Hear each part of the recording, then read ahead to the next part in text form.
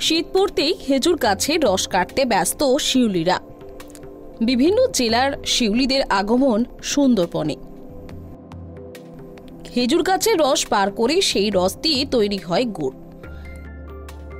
দিন দিন খেজুর গাছ বিলুপ্ত হয়ে যাচ্ছে, যার জেরে বাড়ছে গুড়ের চাহিদা। ইতিমধ্যে দক্ষিণ 24 পরগনা জেলার জয়নগর এলাকায় জয়নগরের মহা তৈরির জন্য নলেন গুড় তৈরিতে ব্যস্ত শিউলিরা। বিভিন্ন জায়গায় অর্থাৎ দক্ষিণ 24 পরগনা জেলার পাথর প্রতিভা ব্লক, মথুরাপুর, রায়দিঘি থেকে আরম্ভ করে যে সমস্ত জায়গায় শিউলিরা রয়েছে তারা খেজুর গাছে কিন্তু ইতিমধ্যে কেটে ভাঁড় বেঁধেছে। সেই মধ্যে দেখাবো গুরুদাসপুর এলাকা, একদম পাড়ই বাবুর একদম যে বারান্দা রয়েছে এখানে কিন্তু শিউলিরা প্রস্তুত তারা নলেন গুড় তৈরি করার জন্য। বিশাল আকারে উনান থেকে আরম্ভ করে যেখানে গুড়টা জাল দেওয়া হয় সেটাও পর্যন্ত প্রস্তুত রেখেছে এই এলাকার শিউলিরা। আর কবে উঠবে এই যে নলেন গুড় তার অপেক্ষায় রয়েছে কিন্তু জয়নগরের মহাপ্রস্তুতকারীরা। হালকা কুয়াশা, তার মধ্যে হালকা শীতের আমেজ। দক্ষিণ 24 পরগনা জেলার প্রত্যন্ত গ্রাম জয়নগর, সেখানেই খেজুর রস কাটতে ব্যস্ত শিউলিরা। সেই খেজুর গাছ কেটে রস বার করে সেই রস দিয়ে তৈরি হয় বিখ্যাত নলেন গুড়। এই সময় মেদিনীপুর সহ বিভিন্ন প্রান্তের শিউলিদের আগমন ঘটেছে সুন্দরবন এলাকায়। দিন দিন খেজুর গাছ বিলুপ্ত হয়ে যাচ্ছে। খেজুর গাছ আগের মতো আর নেই, যার ফলে গুড়ের চাহিদা দিন দিন বাড়ছে। আর সেই সুযোগকে কাজে লাগিয়ে বাজারে বিক্রি হচ্ছে নকল গুড়, যার ফলে আসল গুড়ের দাম পাচ্ছেন না, এমনটাই জানালেন জয়নগরের এক শিউলি নিমাই সর্দার। আমি কাটছি 35 বছর মতো। প্রথম আমাদের বংশ পরম্পরায় ব্যবসা, আমার ঠাকুরদা কাটতো, আমার বাবা কাটতো, তারপরে আমি ধরো 35 বছর মতো গাছ কাটছি। কতগুলি গাছ কাটেন?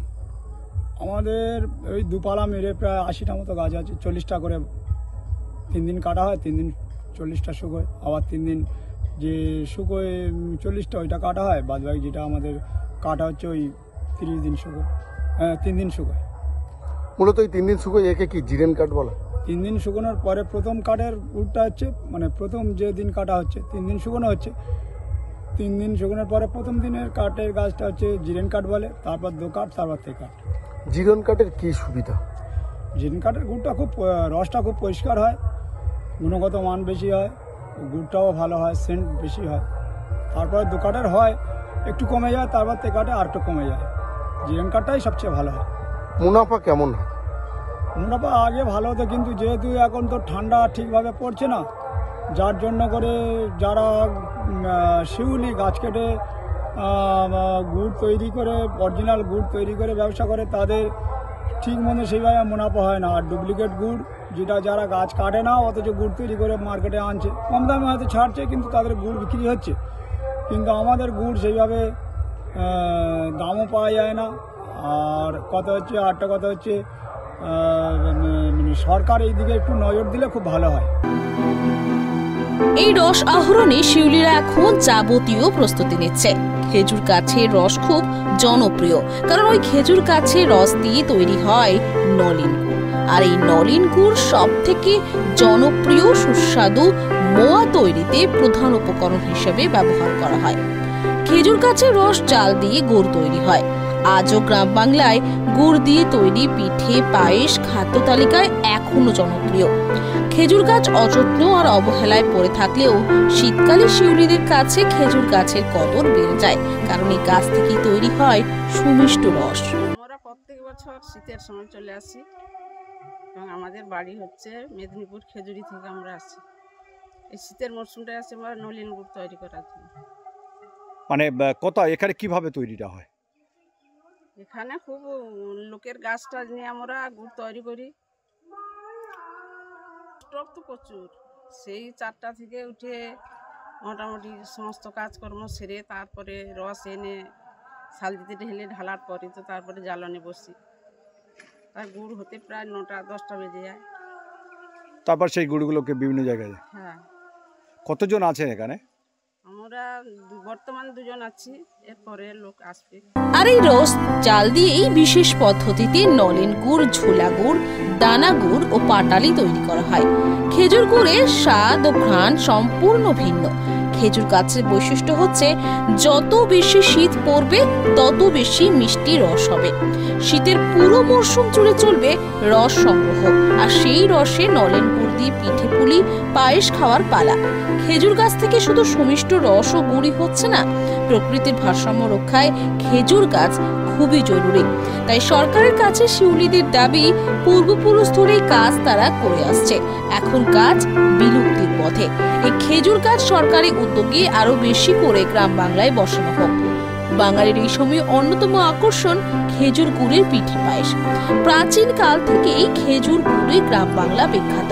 তার সাথে রয়েছে জয়নগরের মোয়া, যা এখন জিআই ট্যাগ পেয়ে সারা বিশ্বে পরিচিতি ও সুনাম অর্জন করেছে। বহুরুর বিনাপানি মিষ্টান্ন ভান্ডারের এক বিখ্যাত মোয়া ব্যবসায়ী গণেশ দাস জানান, এই মোয়া করতে লাগে কনক চুর, ধানের খই, নলেন গুড়, শ্রীঘৃত, কাজু বাদাম, কিশমিশ, পেস্তা বাদাম, ক্ষীর। আগে যা দাম ছিল তার থেকে অনেক দাম বেশি এবছর। মোয়া তৈরির সমস্ত উপকরণের দাম অনেক বেড়েছে, তাই এবছর মোয়ার দাম বাড়তে পারে, এমনটাই মন্তব্য করছেন মোয়া ব্যবসায়ী গণেশ দাস। দেখুন, পরিস্থিতি বলতে বাজারে আমাদের যে রমডাস ব্যবহার করছি, আমরা মোয়ার জন্য ব্যবহার করি, তার কিন্তু দাম প্রত্যেকটাই বেড়ে গেছে।